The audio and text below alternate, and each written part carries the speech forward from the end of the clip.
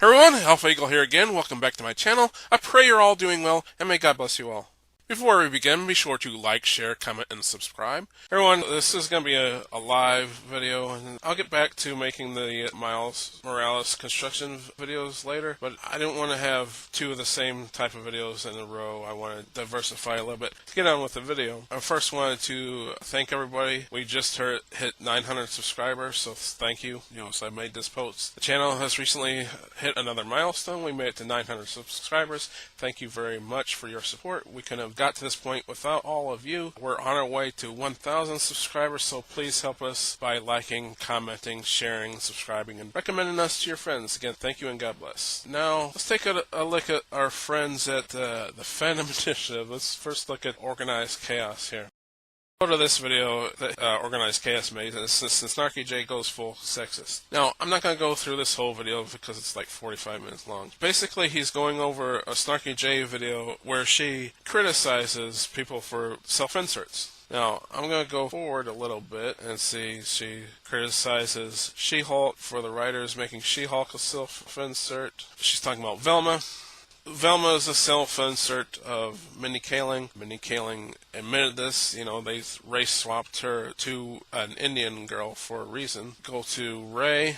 Snarky J claims that Ray is a Kathleen Kennedy self-insert. And then we finally get to one of the Cars movies, and she's saying that this character of this black car is a self-insert for producer, I think she said. Yeah. So, as you can see, the producer is a man. So she criticized She-Hulk. She criticized all these women for self-inserts, but she's also criticizing men for doing self-inserts. Okay? James Gunn and his dog. Okay? So she's criticizing James Gunn for putting his dog in the Superman movie, making him Crypto, basically. So another man inserting, well, not himself, but his dog. But the point is that Organized Chaos is accusing Snarky J of being sexist. Where's the sexism? So I'll show you my comment here as well. I said, wait, so where's the sexism? She gave both male and female examples of self-insert, so how is she attacking either men or women? Also, it's ironic that you, a man, kinda, are telling a woman that she is being sexist for not being a feminist, essentially. So, just like you're a white man, again, Organized Chaos is kind of a man, but he's a white man, and if you guys remember correctly, he called Eric July a UT, or you can read for yourself right there, Uncle you know what, for failing to fall in line on how you think black people should act. And you, a white man, kinda, call Stephen Miller, a Jewish man, a white supremacist, and it seems that you are the one who is sexist, racist, and an anti-Semite. Now, my point is, and like I showed you earlier, she criticized both women and men for putting self-inserts into movies or TV shows or whatever. So how is this sexist, Organized Chaos? How is this sexist? And you notice he never answered me. I don't see the sexism. I mean, you guys can watch the 43-minute video for yourself, but she never once makes a sexist comment. But Organized Chaos calls her sexist because he's got to push a narrative of these, quote-unquote chuds are sexist and misogynists and every est and phobe under the sun because he's got to push a narrative. Of course, we all know that she's not sexist, but, doesn't stop him from lying about her. On that Snarky J video, I mentioned Stephen Miller, and that was because they were talking about Stephen Miller in this video.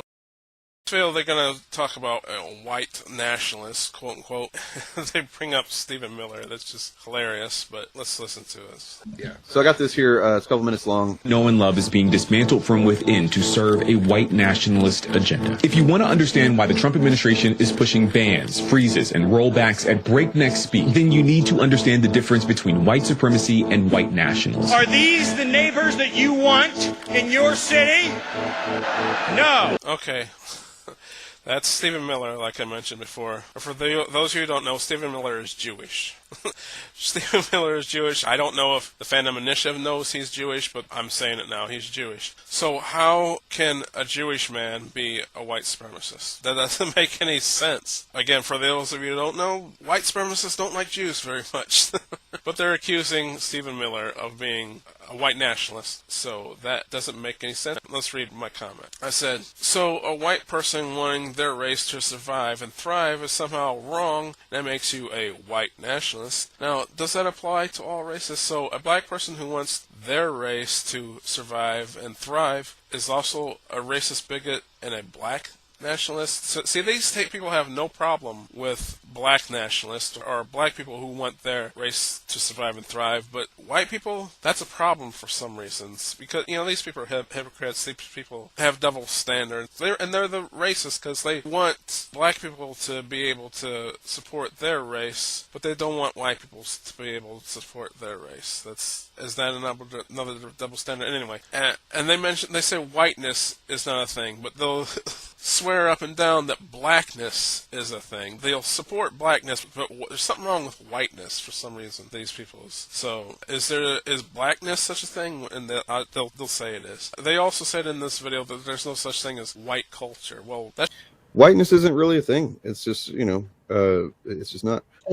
There's no such thing as white culture, and there never has been. There's not even such a thing as like a national culture. Well, that shows how racist they are, because white people have a culture. You just look outside and you'll see white culture everywhere. Listen to music by a white person is white culture. Art by a white person is white culture. A movie made by a white person is white culture. According to the Fandom Initiative here, white culture does not exist. Those beautiful paintings on the Sistine Chapel don't exist. Superman doesn't exist. A song by a white person doesn't exist. A movie made by a white person doesn't exist because, according to them, white culture doesn't exist. And I ask, is there such thing as black culture? And of course, they'll say that there is black culture. There's, you know, rap music or what have you. But us white people, we don't have a culture apparently, even though you can see white culture everywhere. And I ask if they know what a double standard is. Of course, they know what a double standard is, but they don't want to admit that they have one, even though they clearly do. Down here I said, you guys do know that Stephen Miller is Jewish, right? I brought this up before. So how can he be a white nationalist? Now, I'll go back and watch a little bit more of this video to show you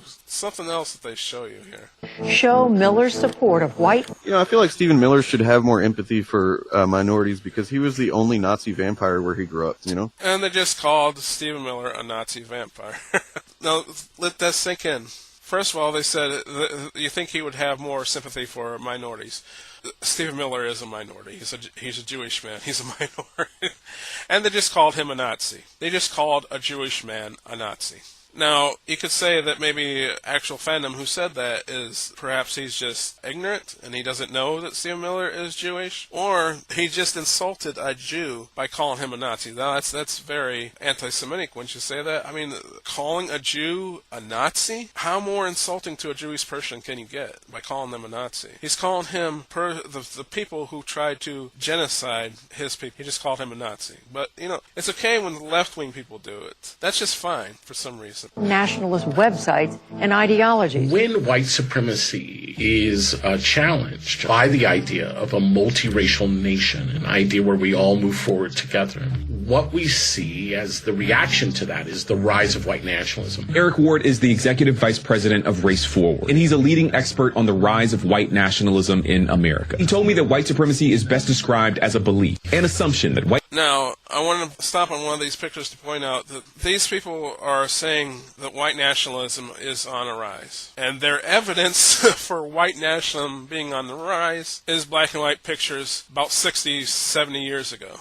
How can it be on the rise today if your evidence is pictures 60 or 70 years ago? He told me that white supremacy is best described as a belief, an assumption that white people are superior and therefore will always be... Okay, see that picture right there? And you see the name? Robert Byrd. Again, this may be just the Fandom Initiative's ignorance on this, but Robert Byrd is a Democrat. And I'll continue here, see. I said, you guys do know that Stephen Miller is Jewish, right? How can he be a white nationalist again?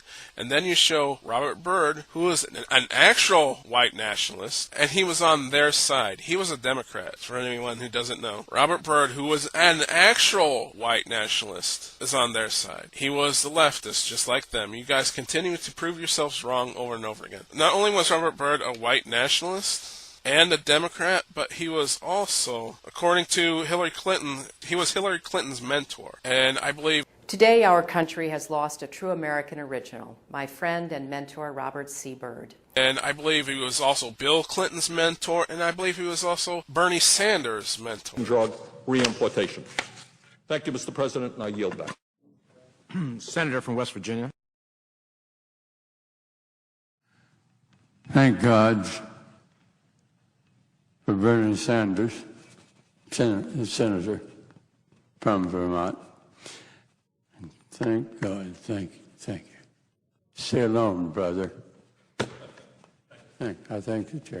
Which just proves the fact that I've been saying over and over again, is the people on the left are the true white nationalists. They are the true racists. Now let's go to Eric Bunk's channel, and he says racism is good business on YouTube now. He should know he's the racist. Anyway, he points to a Critical Drinker video titled Ironheart Hilarious Garbage, and how many views it has. 925,000 views. So according to him, that's doing good business, but I don't see anything racist about it. In fact, I wrote, what racism? I don't see any. Also, you're always claiming that these guys are losing views. Either they are doing good business or they are losing views and subs. Now, which is it? Eric replied with simply the great response, the great rebuttal of, shut up.